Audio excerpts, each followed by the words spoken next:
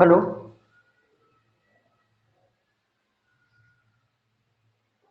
Hello.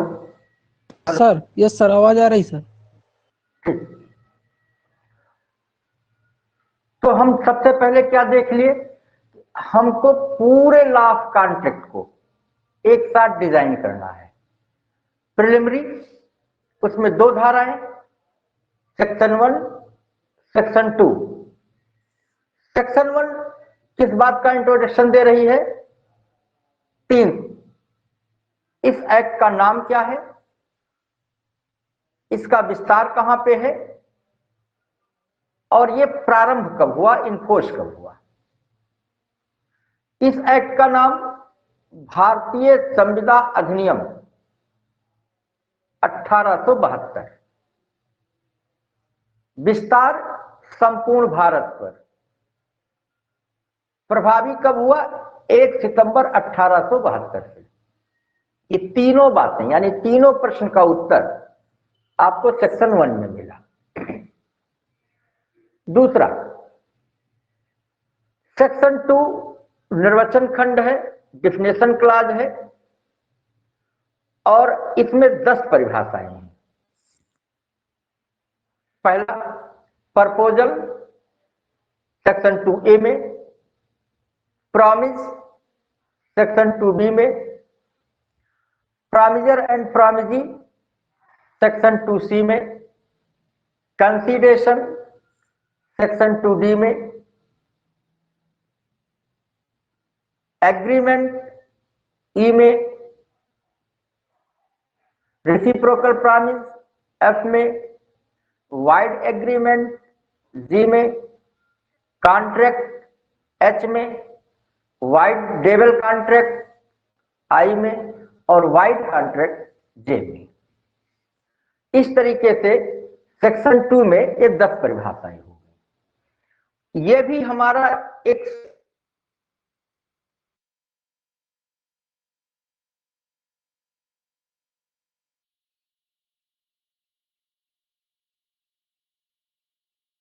Sir, आवाज नहीं आ रही आपकी।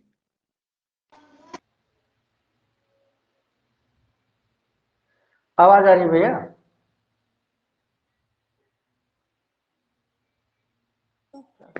सर ठीक बेटा। अब जो जहां से सवाल बनता है, ये तो पढ़ने वाली बात हुई। अब सवाल जहां से बनता उसको भी हर एक चैप्टर पे आप साथ साथ देखते चलिए। सेक्शन 1 से एक सवाल बनने की संभावना है कि पहले यह जम्मू एंड कश्मीर राज्य को नहीं लागू था पहले, लेकिन अब यह जम्मू कश्मीर राज्य में भी लागू है। आपको यह बात मेंशन करनी होगी ये कब हुआ, किस संशोधन द्वारा हुआ, और ये कब से प्रभावी हुआ। यानी सेक्शन 1 पे इसी बात पे एक इंपॉर्टेंट लगा देने की जरूरत है, जो चीज आपको आनी चाहिए। सेक्शन 2 पे जब आएंगे, ये डिफिनेशन क्लॉज है, और इस पे हमको क्या देखना है, इसको वर्ड टू वर्ड याद करना है। भले वो 1 दिन 2 दिन 3 दिन 4 दिन लगे, लेकिन इस पे आपको काम क्या करना है, इसकी बात को वर्ड टू वर्ड याद करना है।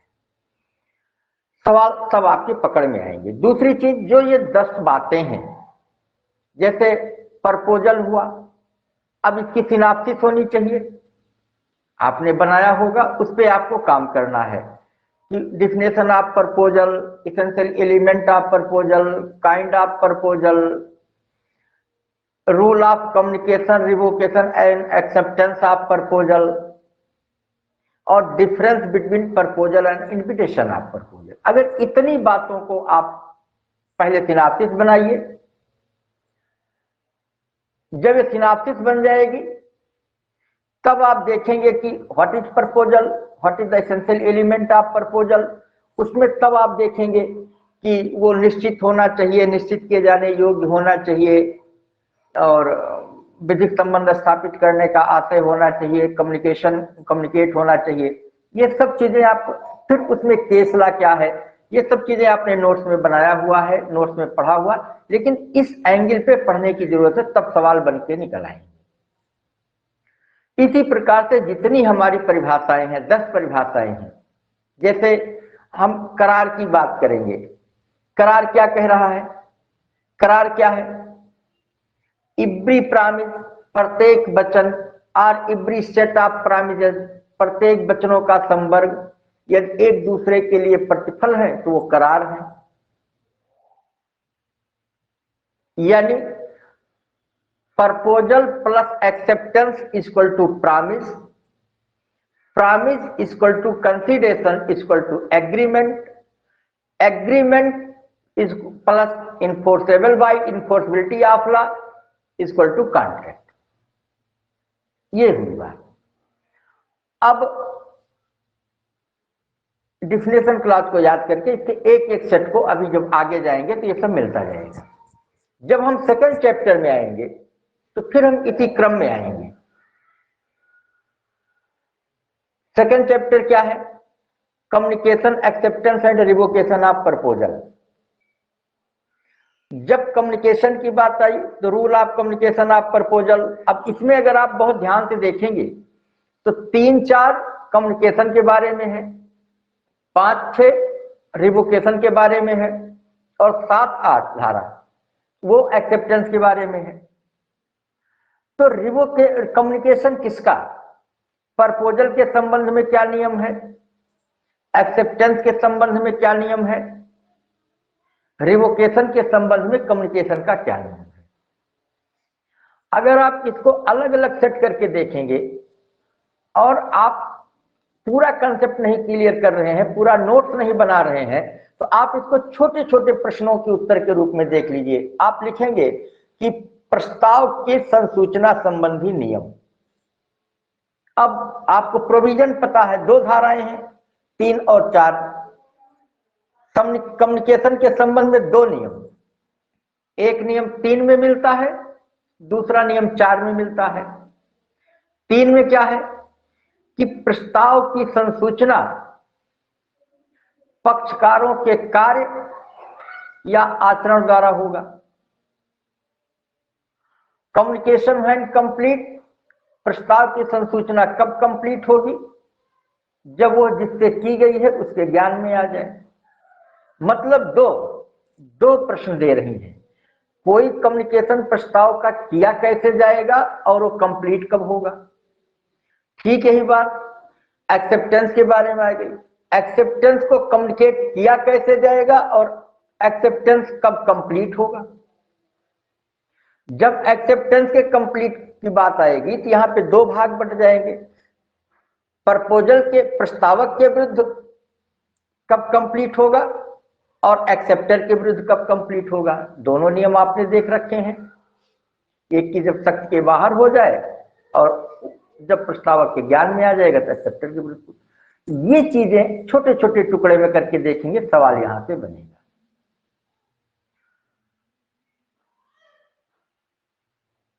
इसी तरीके से 3-4 में कम्युनिकेशन, 5-6 में रिवोकेशन। अब रिवोकेशन कैसे किया जाएगा? रिवोकेशन का जो मूड है वो सेक्शन 6 में है। अब सेक्शन 6 में जितने प्रकार के तरीके बताए गए हैं वो सब अपने में महत्वपूर्ण है, वहां पे समझने की जरूरत है। वो तरीका आप याद करेंगे। अब अगर आप धारा याद करेंगे तो हो सकता है थोड़ी सी कठिनाई हो। तुरंत आप एक छोटा सा सवाल बनाइए कि रिवोकेशन से संबंधित नियम या रिवोकेशन के तरीके। नोटिस देके करेंगे, अगर टाइम दिया है, टाइम लैप्स हो गया, कोई प्रीवियस कंडीशन है उसको आपने लैप्स किया, इस तरीके बहुत सारी जो सेक्शन 6 में दी गई है वहां से एक सवाल बनता है, वो याद कर लीजिए। फिर एक्सेप्टेंस की बात आई, उसके लिए 2 धाराएं 7 और 8। 7 और 8। 7 क्या कहती है कि वो पूर्ण होना चाहिए, शर्त रहित होना चाहिए। पूर्ण होना चाहिए तो 2 नियम वहां पे है, 8 को मिला देंगे तो 1 नियम और मिल जाएगा। जब आप छोटा सा सवाल बनाएंगे कि किसी भी प्रपोजल को एक्सेप्ट किए जाने संबंधी क्या नियम है, एक्सेप्टेंस को एक्सेप्ट किए जाने संबंधी क्या नियम है, ये चीजें जो है 2-2 करके जो नियम है, अगर उसको छोटे छोटे टुकड़ों में अगर आप याद करेंगे और जो सवाल बनते हैं वो बन भी नहीं। अब इन्हीं दो धाराओं, इन्हीं दोनों चैप्टर में एक चौथे फेज पे आइए। पहले फेज पे आपने क्या देखा? प्रिलिमिनरी। प्रिलिमिनरी में दो धारा। पहले फेज में आप क्या देखा? चैप्टर 1। चैप्टर 1 की ये टाइटल है, 3 से 9 है। 3 से 9 को 4 भागों में बांटा, 3 4 एक ग्रुप, 5 6 एक ग्रुप, 7 8 एक ग्रुप, 9 अकेले। 3 4 कम्युनिकेशन के संबंध में, 4 5 6 रिवोकेशन के संबंध में, 7 8 एक्सेप्टेंस के, और ये 9 कहती है कि वो एक्सप्रेस आर इम्प्लाइड हो सकता है।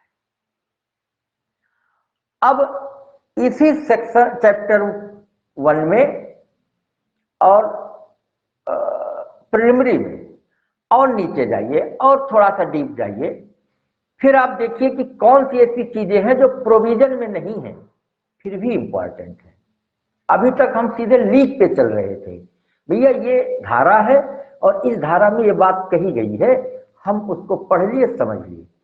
अब आपको अंतिम चरण में जाना होगा, जहां से आपको लीक से हट के जाना होगा कि जो बातें वेयर एक्ट में लिखी नहीं गई हैं उसके भाव का इंटरप्रिटेशन किया गया है और सवाल वहां से किस तरीके से बन रहे हैं। जैसे प्रस्ताव का स्वीकृति के साथ वही संबंध है जो बारूद की गाड़ी का जलती हुई तीली के साथ। अब ये तो किसी धारा में है ही नहीं है, लेकिन है इन्हीं दोनों चैप्टर से मिला के। तो ऐसी जो चीजें हैं, अब बेयर एक्ट का रोल खत्म हो गया। अब आपके पास जो स्टैंडर्ड टेक्स्ट बुक है उसमें से काम चलेगा, लेकिन टेक्स्ट बुक पे तब आप काम कर पाएंगे जब आप पहले से प्लान कर ले हमको टेक्स्ट बुक से निकालना क्या है। तो पहला, दूसरा, तीसरा फेज तो हमारा बेयर एक्ट से चल जाएगा, लेकिन चौथा फेज जो है वो बेयर एक्ट से नहीं, वो टेक्स्ट बुक से चलेगा। और यही इतिहास भी है। इतिहास ये है कि हम चाहे बेयर एक्ट एक एक शब्द आपको पढ़ा दें और आप एक एक शब्द पढ़ के याद कर लें, लेकिन तब भी हम कंपटीशन का 70% ही कवर कर पाएंगे। और बेयर एक्ट के अलावा जब आप टेक्स्ट बुक को जोड़ देंगे तो 30% जो बता है वो टेक्स्ट बुक का मैटर है। जैसे प्रस्ताव का स्वीकृति के साथ वही संबंध है जो बारूद की गाड़ी का जलती हुई तीली के साथ। अब एक कमेंट्री है, हमने पूछ लिया कि कार्लेट बनाम कार्बोनिक स्मोक बाल कंपनी को जो है किसने डिसाइड किया? अब वेयर एक्ट में नहीं है। तो ये जो सवाल है, जो चौथा फेज है, इसको भी टेक्स्ट बुक से निकालने की जरूरत है। और जब आप दिमाग में रखेंगे वो कौन सी ऐसी चीज है जो बेयर एक्ट में ना होके टेक्स्ट बुक में है और प्रोविजन में नहीं है, वो इंटरप्रिटेशन का सब्जेक्ट है, व्याख्या का विषय है, उसमें से जो इंपॉर्टेंट है वो चीज आप निकाल ले जाएंगे तो आपको फिर पीछे मुड़ के देखने की जरूरत नहीं है। ये मेरा अनुभव और विश्वास दोनों है।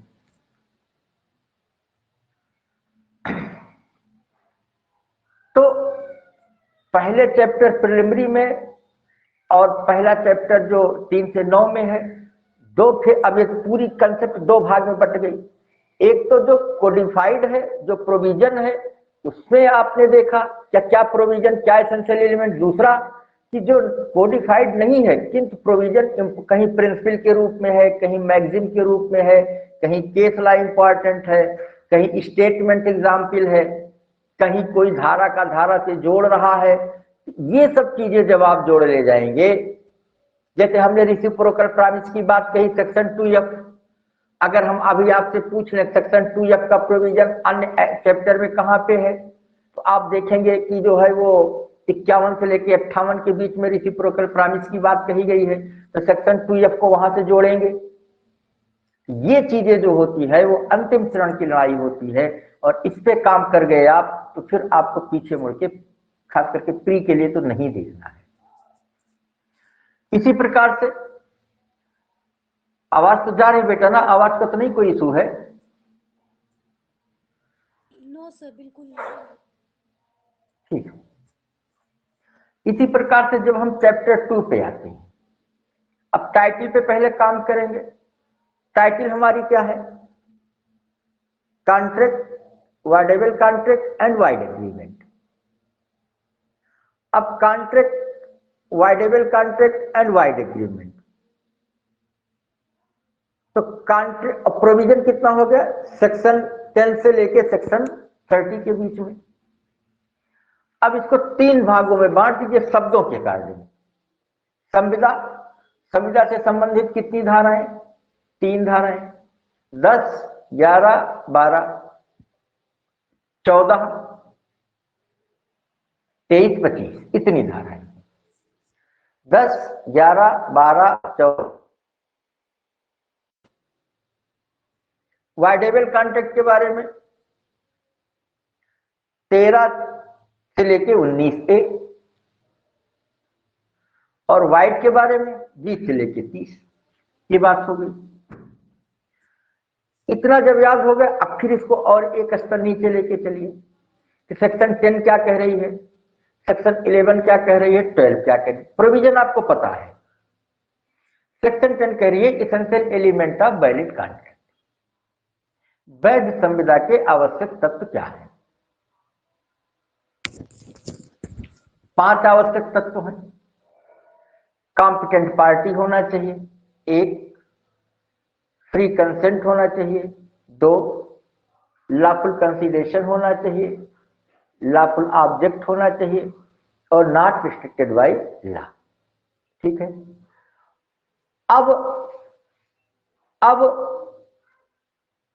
कॉम्पिटेंट पार्टी होनी चाहिए। ठीक है। तो कॉम्पिटेंट कौन है, सक्षम कौन है, सक्षम कौन है, 3, जो वयस्क है, जो स्वचित्त है, और जो विधि द्वारा रोका नहीं गया है, रिस्ट्रिक्टेड नहीं किया गया है, कॉम्पिटेंट है। अब वयस्क कौन है, जिसने 18 वर्ष की आयु पूरी कर ली।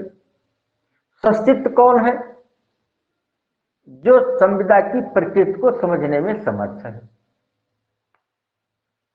और उस समय जब संविदा की जा रही हो।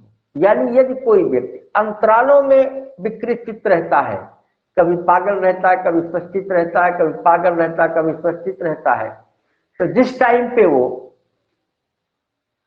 स्वचित्त हो और संविदा किया हुआ तो कॉम्पिटेंट पर्सन है।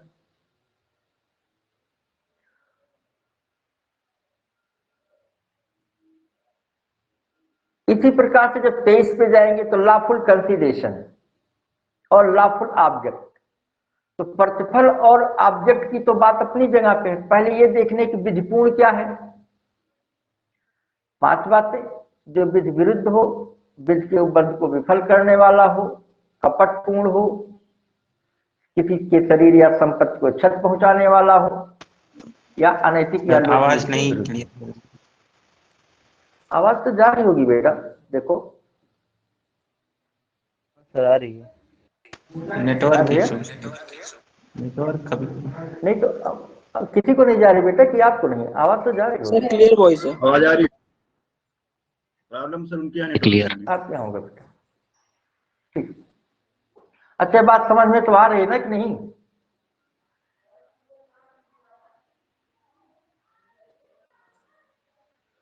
आ रही है सर। आखिरी बेटा, ये बात समझ में आ रही है, ठीक।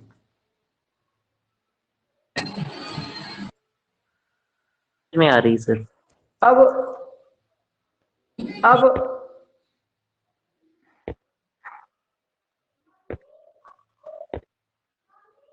अब इसमें आप देखें 25 को देख लिया, an agreement without consideration is a wide.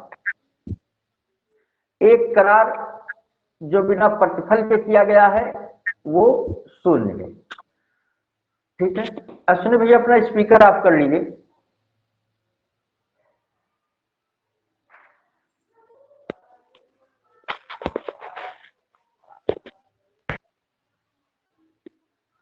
Speaker of कर लीजिए बेटा अश्विनी जी।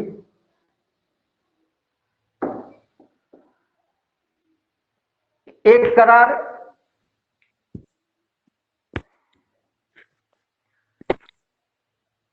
एक करार जो बिना प्रतिफल के किया गया है वो शून्य। An agreement without consideration is a wide. इस तरीके से आप धारा 10, 11, 12, 14, 23, 25, 14 क्या कह रही है कि फ्री कंसेंट होनी चाहिए। कोई कंसेंट फ्री कब होगी? जब वह 15, 16, 17, 18 यानी coercion, undue influence, fraud and misrepresentation के आधार पे या प्रभाव में ना ली गई। अब यहां पे दो सवाल और बनते हैं जो इसके इतर हैं। ये तो हमने केवल बेयर एक्ट की व्याख्या की। अब देखिए सवाल कहां बना जो अलग प्रोविजन है। एक तो बना माइनर एग्रीमेंट पे। सेक्शन 11 कहती है संविदा के पक्षकारों को वयस्क होना चाहिए। लेकिन अगर किसी माइनर ने एग्रीमेंट कर लिया तो क्या होगा? एक जगह पे इस पे काम करना होगा कि माइनर कौन है और माइनर के संविदा की प्रकृति क्या है। दो, संविदा शून्य है, ये बात कहां कही गई है? सेक्शन 10 और मोहरी बीबी बनाम धर्मोदास घोष को ले लीजिए। संविदा इन्फोर्सेबल है, परिवर्तनीय है, इसके लिए क्या? 4 सिद्धांत: doctrine of restitution, doctrine of estoppel, doctrine of ratification and apprenticeship और सेक्शन 68। ये 5 धाराएं, 5 प्रिंसिपल्स ऐसे हैं जो माइनर एग्रीमेंट को इन्फोर्स करा रहे हैं। सवाल यहां से भी बनेगा। अब इसको और आप डीप में लेके जाना चाहें, जहां से और सवाल की बात करें तो जैसे डॉक्ट्रिन ऑफ रेस्टिट्यूशन की बात हुई, हमने शुरू में जब इसको पढ़ाया था तो शायद आप लोगों ने कुछ काम किया भी है, क्योंकि कुछ लोगों ने नोट्स बना के दिखाया था मुझको, अच्छा बनाया है। उसमें जैसे खानपुर बनाम लाखन सिंह, अवध्या प्रसाद, सर चंदन लाल, बहुत सारे लीडिंग केस हैं। अप्रेंटिसशिप पे कौन सा लीडिंग केस है, रेटिफिकेशन पे कौन सा लीडिंग, यहीं पे लीडिंग केस। आप इसी के साथ साथ इसका भी संज्ञान रखेंगे, इसका भी ध्यान रखेंगे, तब आपका कंसेप्ट क्लियर होता चला जाएगा। मतलब जो हम बताने की कोशिश कर रहे हैं, आपको कहां पे जाके रुकना है। आप सबसे पहले देखा कॉन्ट्रैक्ट, कॉन्ट्रैक्ट में आपने देखा 10 में देखा 5 एलिमेंट है। पहला देखा कॉम्पिटेंट, कॉम्पिटेंट कौन है? कॉम्पिटेंट पे एक व्यक्ति आया वयस। अगर माइनर ने कर लिया तो माइनर एग्रीमेंट की क्या बात हुई? माइनर एग्रीमेंट में हो गया कि not enforceable by law and एब इनिशियो वाइड। मोहरी बीबी बनाम धर्मोदास घोष किसने डिसाइड किया? Lord north. किसने, कब इन्फोर्सेबल है? 5 परिस्थिति में। चारों सिद्धांत, उस सिद्धांत में कौन कौन से केस ला है, यहां तक अगर आपका कंसेप्ट क्लियर है तो चाहे प्री हो चाहे मेंस हो, आपकी बातें बढ़ती चली जाए। इसी प्रकार से जब हम वाइडेबल कॉन्ट्रैक्ट की बात करते हैं तो शुरुआत 13 से होती है। 13 में किस बात की है? कंसेंट को डिफाइन किया गया है। क्या मतलब है? इसमें 3 बातें हैं, एक तो लिटरल मीनिंग है, एक लैटिन मीनिंग है। सेम थिंग सेम सेंस, इसको जानने की जरूरत है। लेकिन कॉन्ट्रैक्ट के लिए कंसेंट नहीं, फ्री कंसेंट चाहिए। अब फ्री कंसेंट की बात आई, 14 इतनी बात कह के चुप हो जाती है कि स्वतंत्र सम्मति होनी चाहिए, और कोई सम्मति स्वतंत्र तब होगी जब वो परपीड़न, असम्यक असर, कपट और मिथ्या विद्वेषण के द्वारा ना प्राप्त की गई हो। चलो भाई, एक बात ये भी हो गई। अब थोड़ा सा नॉन कोडिफाइड पे आइए। परपीड़न, उससे संबंधित केस, एग्जाम्पल। असम्यक असर, उससे संबंधित केस, एग्जाम्पल। कपट, बहुत ही महत्वपूर्ण एक लीडिंग केस है, डेरी वर्सेस पी। एक केस और है, दूसरा केस कोई बता सकता है? Sir, Shri Krishna versus Kurukshetra university 1976 supreme court. हाँ, सही कह रहे हैं बेटा, श्री कृष्ण वर्सेस कुरुक्षेत्र यूनिवर्सिटी। ठीक, बहुत अच्छा लग रहा है। तो इस तरीके से लीडिंग केस जब आप आएंगे तो आपको अंत में जाके उसके फैक्ट पे आना है, कौन न्यायाधीश था, क्या लीडिंग क्वेश्चन डिसाइड हुआ, वो तो सबसे लास्ट। लेकिन किसी कंसेप्ट को समझने की जो सिनाप्सिस है, वो फिगर दिमाग में आ जाएगा तो आपकी चीजें जो है बिल्कुल क्लियर हो जाएंगी। इसी प्रकार से जब आप इतना पढ़ लेंगे तो एक कंसेप्ट आ गया कि अगर आप कॉन्ट्रैक्ट से अलग हटके केवल इस बात पे आते तो what do you mean by voidable contract, इसका विस्तार हो जाएगा। तब वो 53, 55, 64 ये सब जुड़ती चली जाएंगी। लेकिन इतना आने के बाद केवल वो 3 धाराएं जोड़ देंगे तो तब केवल इस प्रश्न का उत्तर हो जाएगा, what do you mean by voidable contract and what is the legal provisions of voidable contract. तो उस स्थिति में पूरा प्रोविजन हो जाएगा। इसी प्रकार से वाइड एग्रीमेंट को आपने 20 से 30 के बीच में डिजाइन किया, इसको 2 भाग में बांट दिया, बल्कि 3 भाग में कह सकते हैं। पहले तो आपने 20 से 22 यानी 20 to 22, फिर 23 से 25 माने 23, 24, 25 और 26 से 30।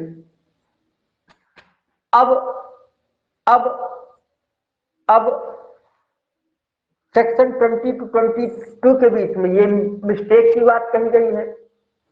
3 से लेकर 25 की बात है, लीगलिटी की बात है, और 26 से 30 के बीच में वाइड एग्रीमेंट की बात है। चलो भाई, अब भूल से संबंधित प्रोविजन कहां पे है? 20 से 22 के बीच में। तीनों धाराओं में 3 प्रकार के नियम। पहला, दोनों पक्षकारों की भूल। दूसरा, विधि की भूल।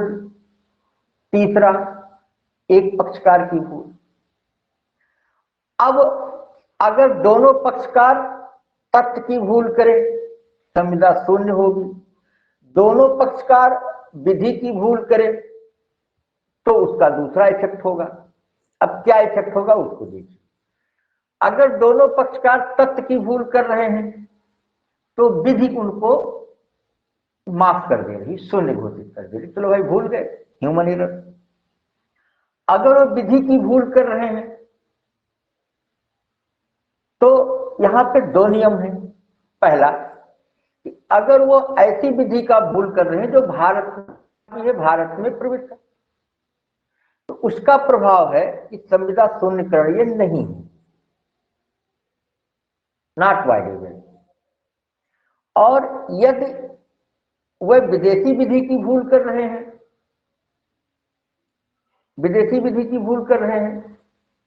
ठीक है, तो विदेशी विधि की भूल में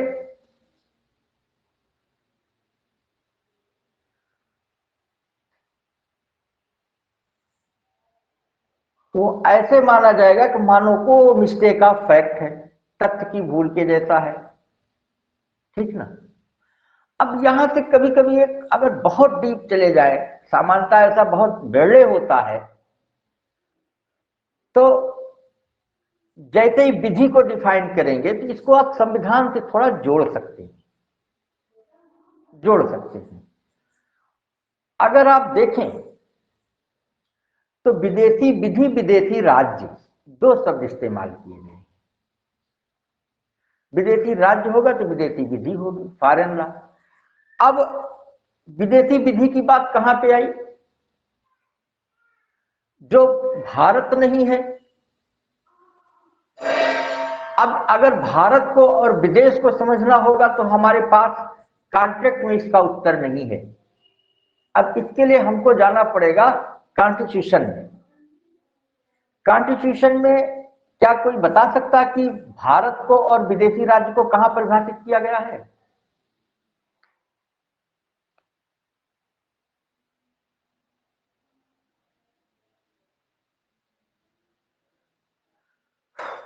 नहीं, कोई बात नहीं। आर्टिकल 1 में इंडिया को डिफाइन किया गया है। What is India? इंडिया क्या है, भारत क्या है? और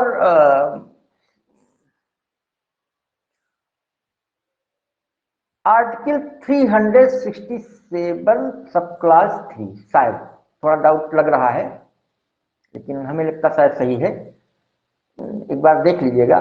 367 सब क्लास 3 में सही है ना? I am right Akshay?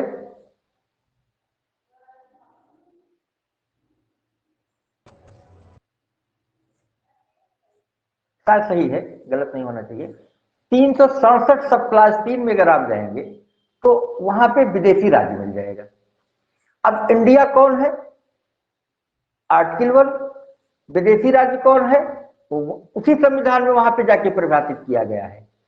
तो जो इंडिया में प्रवृत्ति विधि है इंडियन लॉ हो गई, जो इंडियन लॉ में प्रवृत्ति विधि नहीं अन्य जगहों पे प्रवृत्ति विधि वो विदेशी लॉ हो गई। अगर विदेशी विधि की भूल करते हैं तो उसका प्रभाव है मिस्टेक ऑफ फैक्ट। और अगर एक पक्षकार भूल कर बैठे तो आर्टिकल सेक्शन 22 और वो कहती है नॉट वाइडेड, शून्य करिए नहीं। ये तो हो गया भूल की बात। अब 23, 24, 25 23 लीगलिटी की बात करती है, अभी मैंने चर्चा किया था। 24 सेपरेबिलिटी, पृथक्करणीयता की बात करती है। पृथक्करणीयता से संबंधित दो धाराएं और हैं, 57, 58।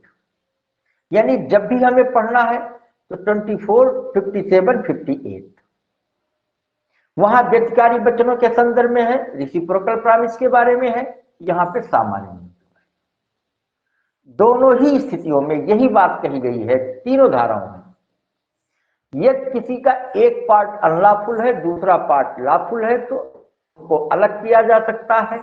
तो unlawful part enforceable by law, not enforceable by law होगा जो अलग, यानी वो शून्य होगा, ये परिवर्तनीय हो जाएगा। नहीं पृथक किया जा सकता, उन्हें अलग नहीं किया जा सकता, तो पूरा का पूरा शून्य हो जाएगा। इसके बाद 25 an agreement without consideration is avoid. एक करार जो बिना प्रतिफल के किया गया है शून्य है। इसमें कौन सा एक्सेप्शन है?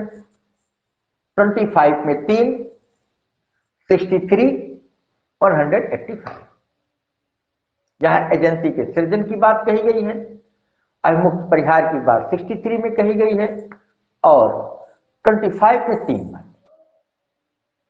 इस तरीके से ये कंसेप्ट यहां पे खत्म हो गया। अब बाकी 26 से लेकर 30 के बीच में जब आते हैं तो 26 रेस्ट्रेंट अगेंस्ट मैरिज, विवाह के अवरोधक करार शून्य है।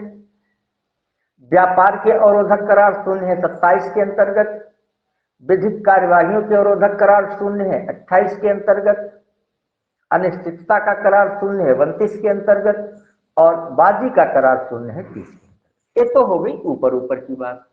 अब आप इसको अंदर लेके चलिए जहां से आपको निचोड़ना है। अगर आप ये जानते हैं कि विवाह के संदर्भ में इंग्लिश लॉ और इंडियन लॉ का बेसिक डिफरेंस क्या है? पूर्ण अवरोध की संविधाएं चाहे आंशिक अवरोध की संविधाएं भारत में शून्य है। इंग्लैंड में केवल पूर्ण अवरोध की संविधाएं शून्य है। जब व्यापार के अवरोधक करार की बात आती है तो सामान्य नियम है शून्य है, लेकिन वे कौन सी परिस्थितियां हैं जब व्यापार में अवरोध लगाया जा सकता है? सेक्शन 27 में है। पार्टनरशिप में 11 सब क्लास 2 है। तो 34, 35, 36 इस 5 धाराएं इसमें है। तो इस तरीके से एक कंसेप्ट वहां से निकल के आ गया। विधिक कार्यवाहियों के अवरोधक करार शून्य है, सामान्य नियम है। क्या अपील के लिए अवरोध किया जा सकता है? उत्तर मिला हाँ, वो वैध है।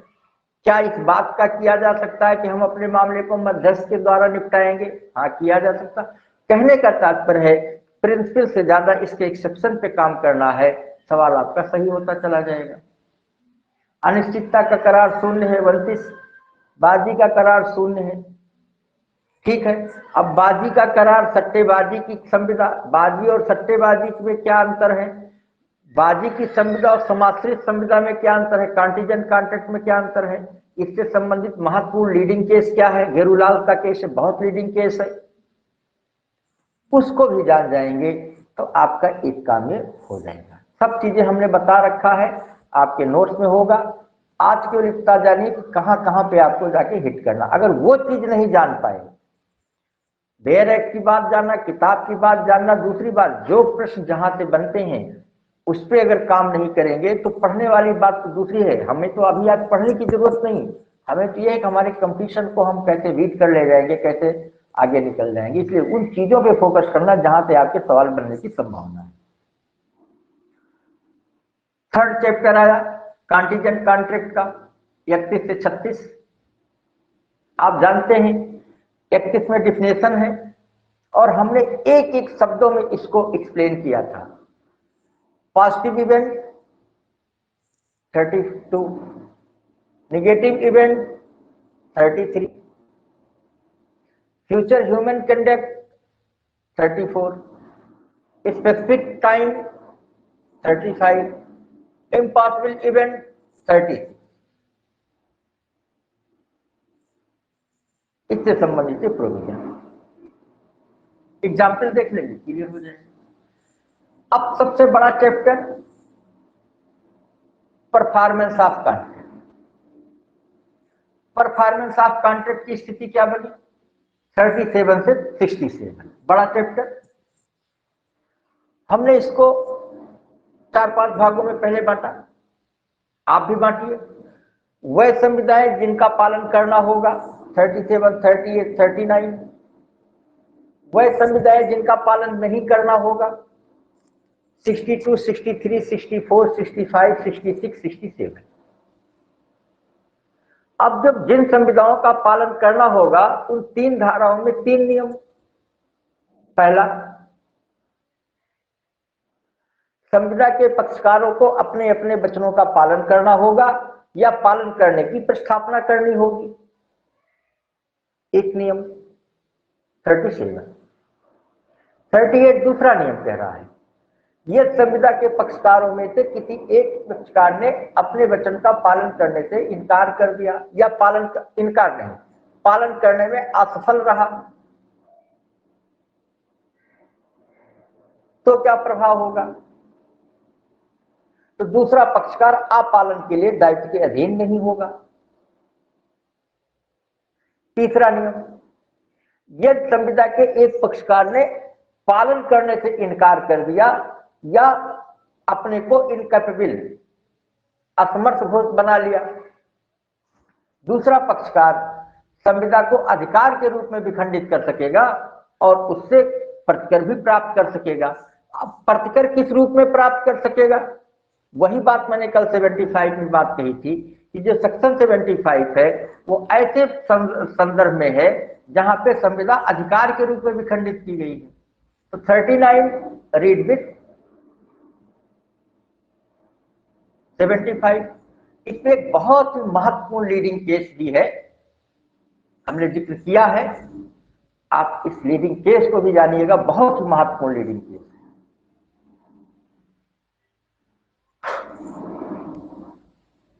वह संविधाएं जिनका पालन नहीं किया जा सकता 62 से 67, इसको 2 भाग में बांटिए, 62, 63, 64, 65। 62 क्या कहती है, नवीन की संविदा। 63 क्या कहती है, अवमुक्त या परिहार की संविदा। तो नवीन की संविदा में पुरानी संविदा को पक्षकारों को पालन करने की आवश्यकता नहीं है। अवमुक्त एवं परिहार की संविदाएं में जितनी चीजें मुक्त कर दी गई है, अवमुक्त कर दी गई, उतने को पालन करने की आवश्यकता नहीं है। 64 कहती है कि वाइडेबल कॉन्ट्रैक्ट, इट मीन्स जो संविदा शून्यकरणीय है, प्रकृति है और उसे शून्य घोषित करा दिया गया है, तो ऐसी संविदाओं को पालन करने की आवश्यकता नहीं है। जब शून्य घोषित हो जाए, शून्य संविदा, ऐसी संविदाएं जो शून्य संविदाएं हैं। शून्य संविदाएं 2 प्रकार की, एक तो प्रारंभ से शून्य है, दूसरा वो परिस्थिति बस किन्हीं कारणों से इम्पॉसिबिलिटी के अकॉर्डिंग शून्य हो जाती है। दोनों ही परिस्थितियों में अगर कोई संविदा प्रारंभ से शून्य है तो पक्षकारों को प्रारंभ से ही उसे पालन करने की आवश्यकता नहीं है। दूसरी परिस्थिति, जब वो परिस्थिति बस कोई संविदा इम्पॉसिबल हो जाए और शून्य हो जाए, तो जिस समय वो इम्पॉसिबल हुई, असंभव हुई, शून्य हुई, उस टाइम से उस पक्षकारों को पालन करने की आवश्यकता नहीं। अब 66 और 67 अलग से दो नियम। 66 ने कहा कि वाइडेबल कॉन्ट्रैक्ट के रिवोकेशन को संबंध में क्या नियम है, यानी अगर वाइडेबल कॉन्ट्रैक्ट है उसको रिवोक करना है तो उसके 66 ने कोई नियम नहीं बताया, बल्कि ये कह दिया कि वाइडेबल कॉन्ट्रैक्ट के रिवोकेशन के संबंध में वही नियम अप्लाई होंगे जो प्रपोजल के रिवोकेशन के संबंध में नियम है, कम्युनिकेशन और रिवोकेशन के संबंध में नियम।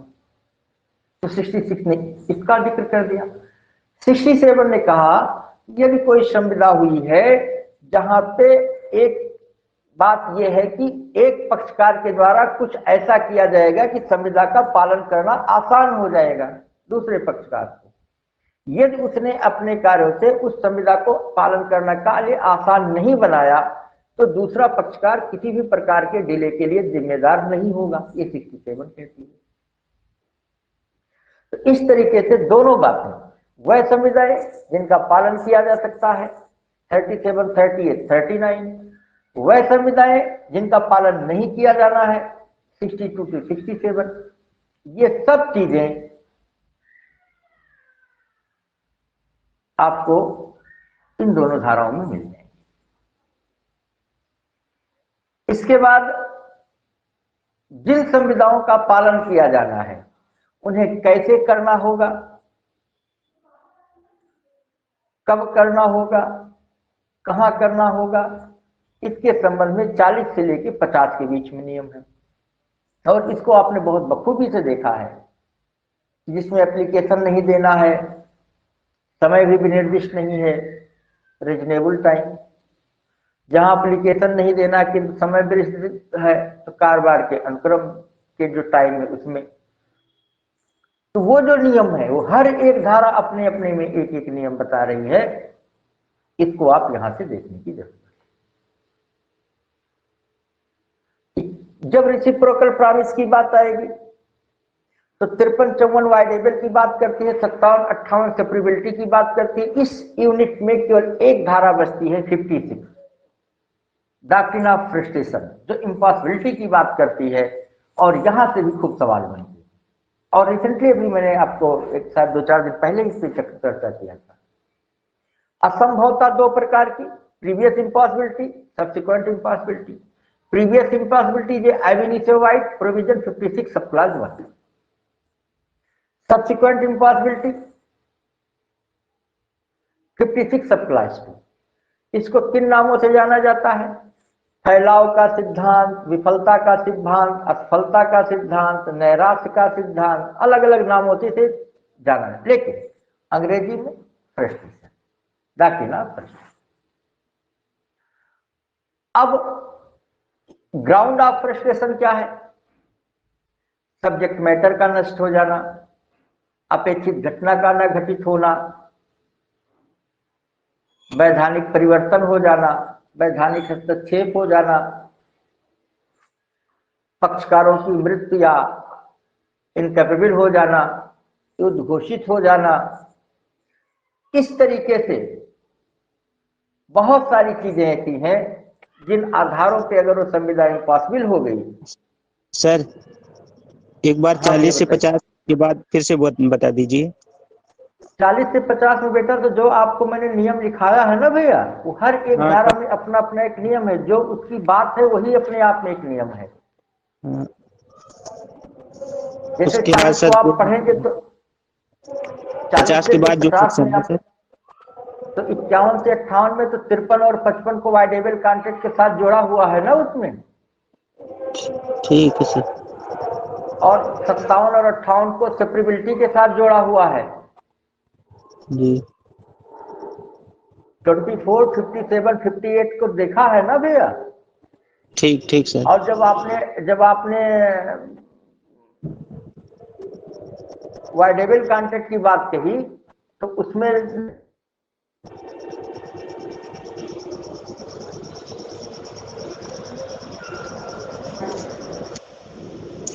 फिफ्टी फाइव यहाँ तक की भी बात आ गई, तो वो केवल 56 इस यूनिट का है। जी। अब आपका पांचवा चैप्टर आया क्वासी कॉन्ट्रैक्ट। उसको आपने दो तरीके से डिजाइन किया। आवाज तो जा रही है ना बेटा? हाँ सर आ रही है। आप स्पीकर ऑफ कर लीजिए भैया। ठीक है। अब इसको दो तरीके से हुआ। एक, इसके हिस्टोरिकल बैकग्राउंड में आते हैं, और दूसरा इसके प्रोविजन पे आते हैं। अब हिस्टोरिकल बैकग्राउंड क्या है, इसकी उत्पत्ति किस केस में हुई, इसके जन्मदाता कौन है, Lord Mansfield, Moses versus Macpherson law leading case है इसके साथ जुड़ा हुआ। और नेचर इसका क्या है कि संविदा तो नहीं, किंतु संविदा के जैसा है। संविदा तो नहीं। आवाज तो जा रही है बेटा कि नहीं? आवाज तो जा रही है आप राजकुमार भैया?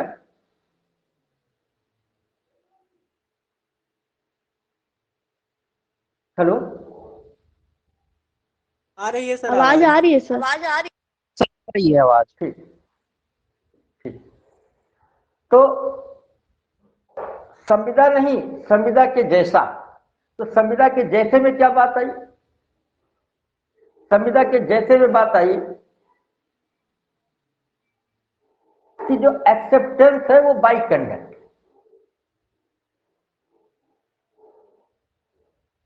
डिफरेंस क्या हुआ?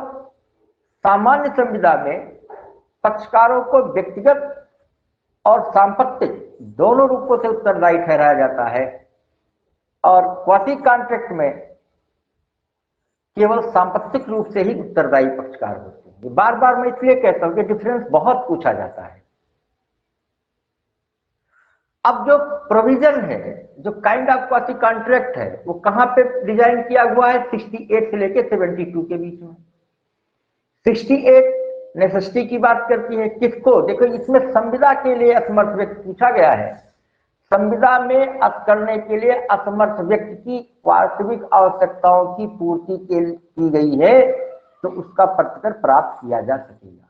संविदा करने के लिए कौन कॉम्पिटेंट है? वही जो अवयस्क है, जो स्वस्थित नहीं, पागल है, या जिसे रोका गया। इसके बाद 69 कहती है कि जहां पे एक व्यक्ति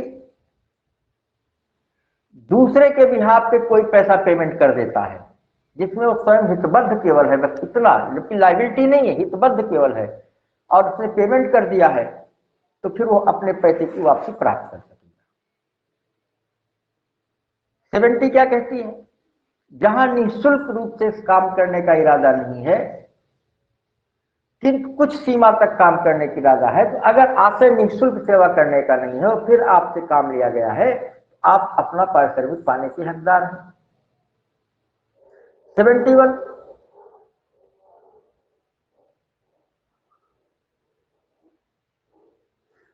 पड़ा हुआ माल पाने वाले के दायित्व के बारे में बात कहती है, और कहती है कि जैसे उपनीति का बेली की रिस्पांसिबिलिटी है, और बेली को कहां पे है? 148 में।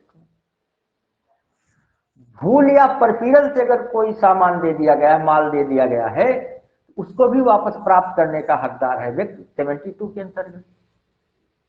अब अगर आपके इन धाराओं की टाइटल पता है, इसके एग्जाम्पल्स पता हो जाएंगे, तो आपके सवाल भी सॉल्व हो जाएंगे। एक सवाल आपका यहां से भी बनता है। और लास्ट यूनिट है 73 to 75, ब्रीच ऑफ कॉन्ट्रैक्ट। कोई संविदा भंग होती है, उसमें 3 प्रकार के उपचार हैं: कंपनसेशन का, स्पेसिफिक परफॉर्मेंस का, और इंजेक्शन का। स्पेसिफिक परफॉर्मेंस और injunction specific relief act and civil procedure code के द्वारा हो रहे हैं। और जो कंपनसेशन है वो भारतीय संविधान नियम की धारा 73 से 75 के बीच में। जो भारतीय संविधान नियम की धारा 73 से 75 है, ये 3 धाराएं 3 नियम। पहला, सामान्य संविदा का भंग। जहां संविदा विशिष्ट संविदाएं हैं और विशिष्ट तरीके से ब्रीच हुई हैं वो 74, या कह सकते हो कि जो दंडात्मक प्रकृति की हैं अगर उनको ब्रीच किया गया है तो उसके संबंध में कंपनसेशन के नियम 74 में है। जहां संविदा अधिकार के रूप में विखंडित की गई है उसके कंपनसेशन के संबंध में 75। जो क्वांटम मेरिट का सिद्धांत है वो 75 में है। Liquidated damages 73, unliquidated damages 74।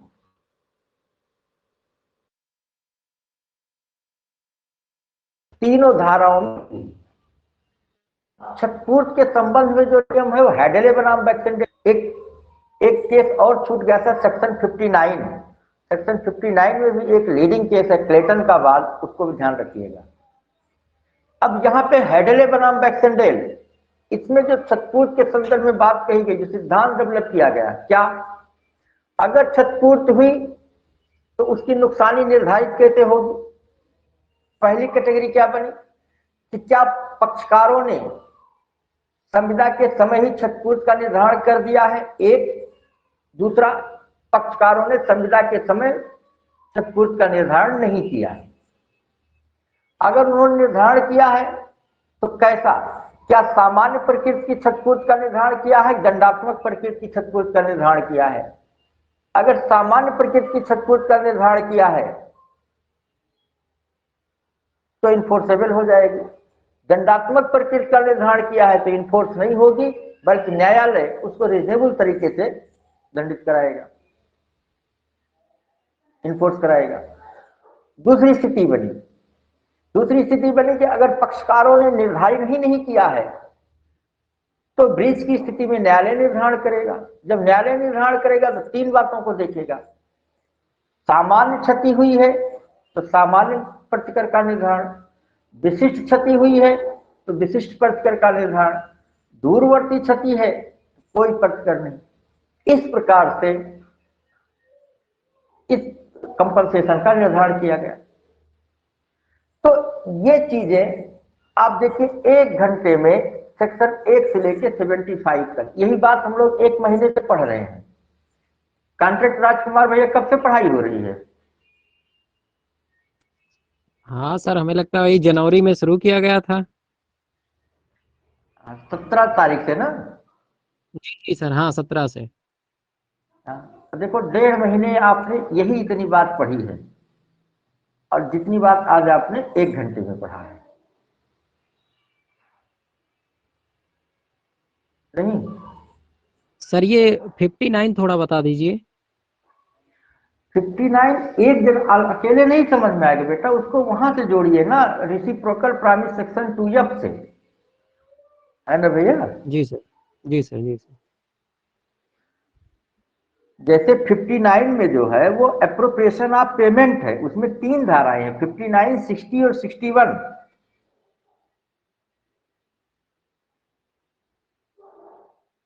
जैसे कोई पेमेंट किया है, आप सीपीसी में एक शब्द पढ़े, मुजरा पढ़े हैं?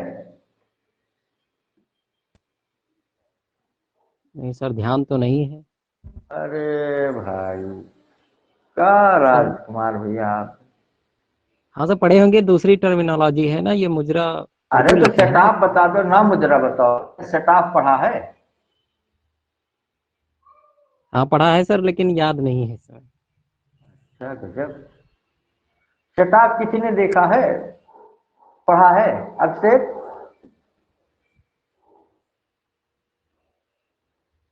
सर, मुजरा सुना है बेटा? सर नाम सुने।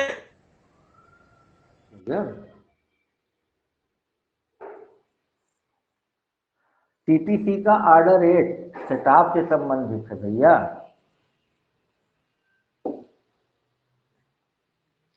application of payment where debt to be discharged is indicated। जहां की वो ऋण उपदर्शित हो जिसका उन्मोचन किया जाना है वहां संदायों का उपयोजन। ये ट्रांसफर ऑफ प्रॉपर्टी एक्ट में भी है, एक है रिडेम्पशन शब्द और एक है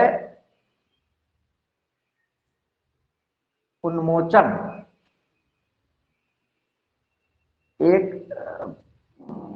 पुरोबंध का अधिकार और मोचन का अधिकार, फॉर क्लोजर एंड रिडेम्पशन। वो तो संपत्ति के संदर्भ में हो गया। यहाँ पे ऋणों का संदाय, जैसे मान लीजिए कि आपने हमसे कई अवसरों पे कई ऋण लिया और मान लीजिए सब 15,000 रुपये हो गया है और आपने 10,000 रुपये हमको दे दिया। अब आप चाहते हैं कि जो सबसे लास्ट में लिया था वहां से शुरू करिए। हम चाहते हैं कि सबसे पहले जो हमने लिया था, हमसे लिया था, हम वहां से उपयोजन। मान लिया 3,000 रुपये लिया है, उसका 7,000 रुपये ऋण हो गया है। जो बाद में लिया उसका 1,000 ऋण है और जो एक कल परसों में लिया था उसका भी ऋण ही नहीं हुआ। तो आपने 10,000 रुपये दिया, आप सोचते इधर से निपट जाए। हम चाहते हैं कि 10,000 रुपये मिला, पहले जो 3,000 दे के ब्याज है वहां से निपटाए। ये सब चीजें तो होगी ना बेटा।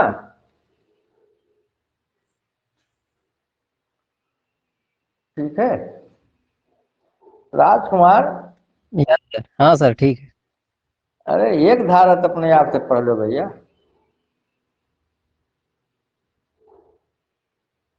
नहीं तो यही कहोगे कि सब सर ने पढ़ा दिया, हम तो कुछ पढ़े ही नहीं। नहीं सर ऐसी बात नहीं है। हाँ। ये बात जी। बेटा समझ में आई कि नहीं? अब के बात समझ में आई भैया कि नहीं जो अभी हमने पढ़ाया?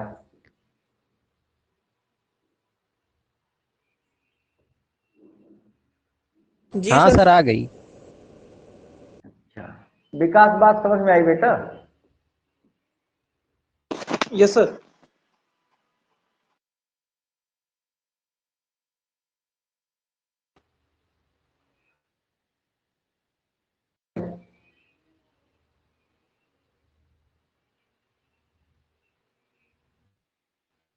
आज हर्षित भैया नहीं है क्या?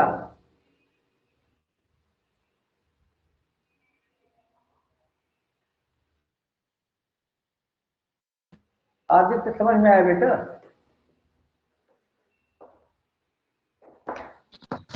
जी हाँ सर समझ गए। ठीक है। पूनम बेटा बात समझ में आई? जी सर। अश्विनी बेटा बात समझ में आ गई?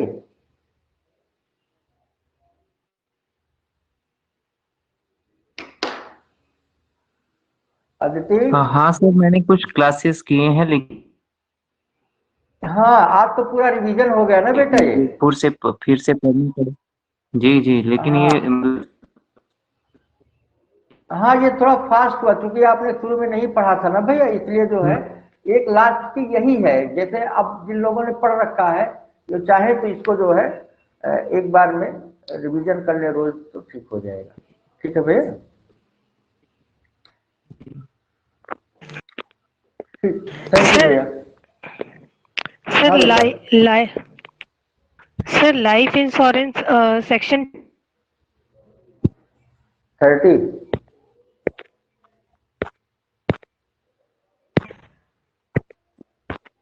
आवाज नहीं आ रही बेटा। सर इसके बाद कौन सा सब्जेक्ट चलेगा सर? अभी पहले इसका टेस्ट दे दीजिएगा तब भैया। ठीक है अब इसका टेस्ट हो जाने दीजिए तो फिर बताते हैं। ठीक बाबू, थैंक यू भैया।